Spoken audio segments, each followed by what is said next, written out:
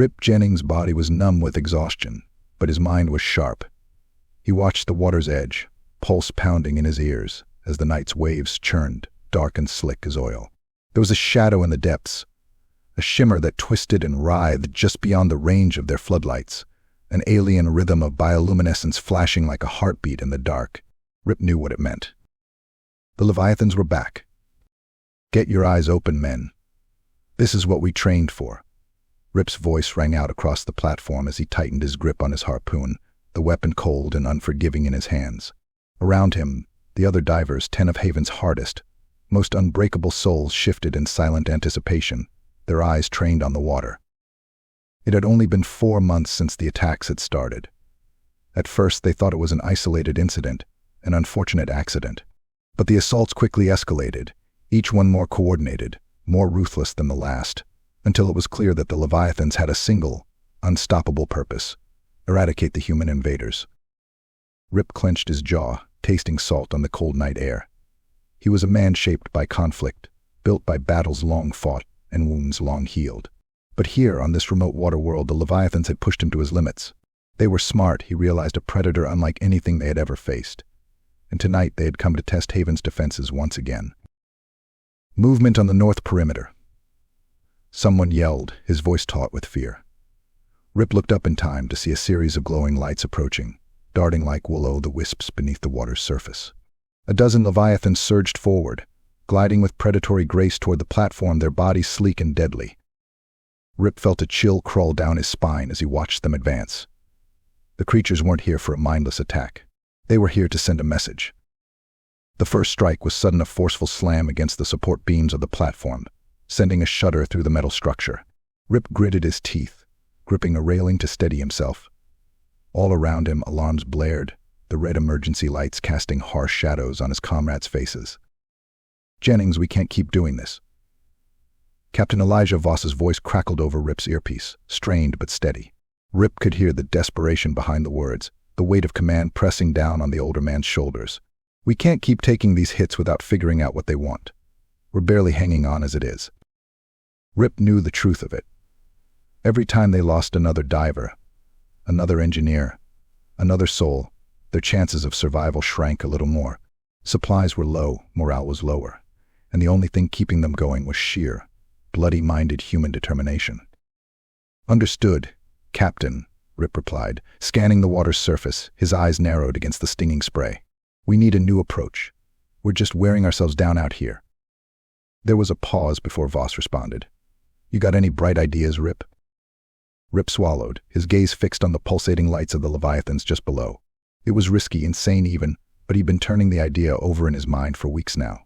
"I think they're trying to communicate," he said, his voice low. "The patterns, the way they move, they're organized. We're not just facing a bunch of mindless monsters. They're saying something." Silence crackled on the other end of the line before Voss replied. "And what exactly do you propose, Jennings?" "We tried talking back." The other divers stared at Rip like he'd lost his mind. And maybe he had. But in their position, insanity might be the only path to survival. Rip stood in the dive chamber, adjusting the settings on his modified suit, his heart pounding in his chest. "Look, I know this sounds crazy," he said, glancing at the faces of his team. "But every time they attack, I see the same patterns. They aren't just randomly flashing. I think it's language." Some of the divers shifted uneasily, exchanging glances. "Even if you're right, Rip, how do you expect to talk to them?" one of them asked, her voice skeptical but tinged with hope. "They're creatures from another world." Rip held up a small device, a jury-rigged machine hastily cobbled together from scrap tech and pure, desperate ingenuity. "This translates light patterns. It's not perfect, but if I can learn enough, I might be able to figure out what they want and get them to leave us alone." There was a beat of silence before someone chuckled darkly. "So we're just supposed to hope they want to talk and not, I dunno, eat us." Rip smirked, a flicker of grim amusement. "Yeah, something like that." Rip slipped into the water, the cold seeping through his suit despite the advanced thermal lining. Every instinct in his body screamed at him to surface, to retreat, to abandon this suicidal mission. But he pushed forward, his gaze fixed on the approaching glow of the Leviathans. His light array flickered as he activated the translator, broadcasting a single message in slow, calculated pulses. "Peace. No harm. Talk.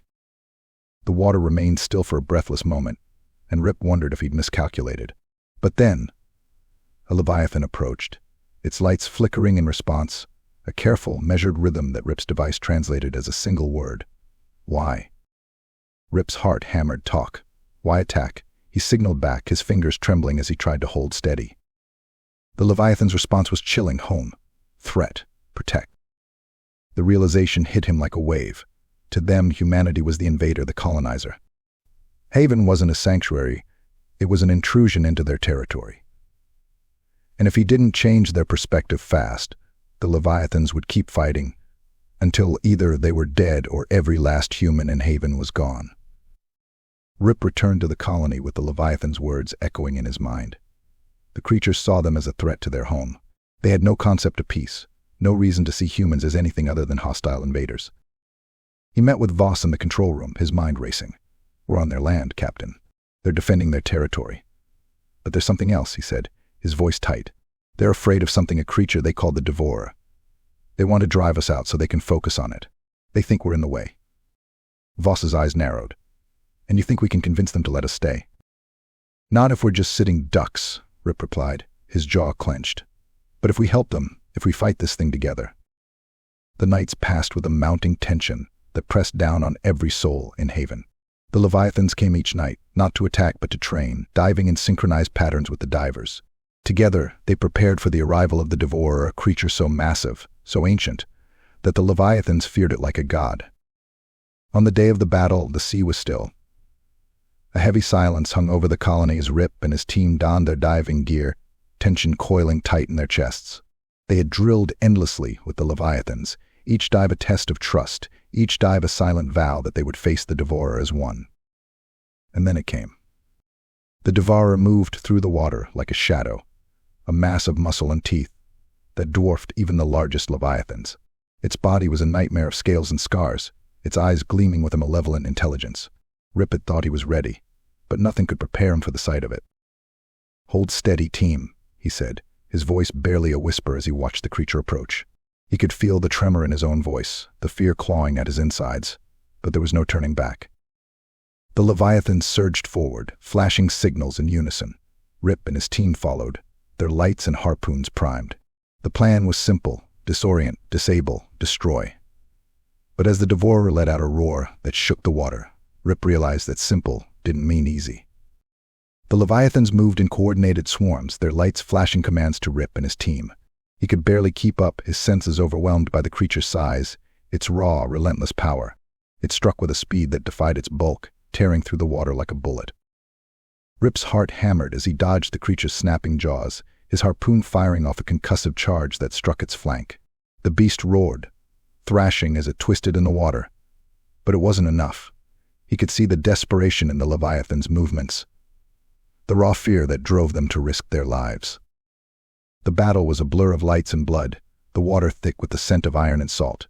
Rip fought with everything he had, his body bruised and battered as he dodged the Devourer's relentless attacks.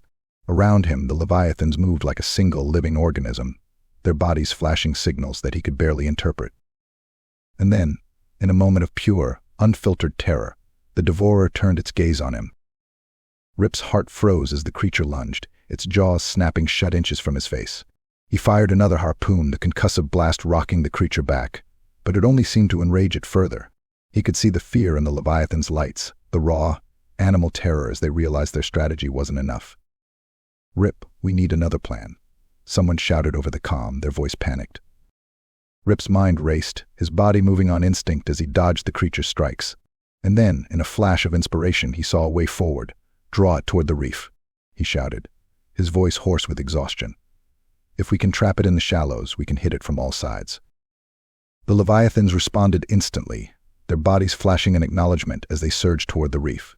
Rip and his team followed, their lights pulsing in rhythm with the leviathans. The Devourer followed, its jaws snapping as it tore through the water in a frenzy. They lured the beast into the shallows, where the rocky outcrops restricted its movements. The leviathans closed in from all sides, their bodies flashing as they coordinated their assault. Rip fired his final harpoon, the concussive blast striking the creature's head with a deafening crack. With a final, blood-chilling roar, the Devourer collapsed, its massive body sinking into the shallows. The water grew still, the echoes of the battle fading into silence. Rip surfaced, gasping for air as he looked around at his team, their faces etched with exhaustion and relief. The Leviathans lingered in the water, their lights flickering in what Rip could only interpret as gratitude. In that moment, he knew that they had done more than just survive. They had found allies in a place where there should have been only enemies. And as he looked into the eyes of the Leviathans, he felt a bond that transcended language, a connection forged in the crucible of survival. And on that desolate water world, humanity had found not just a new home, but a new family.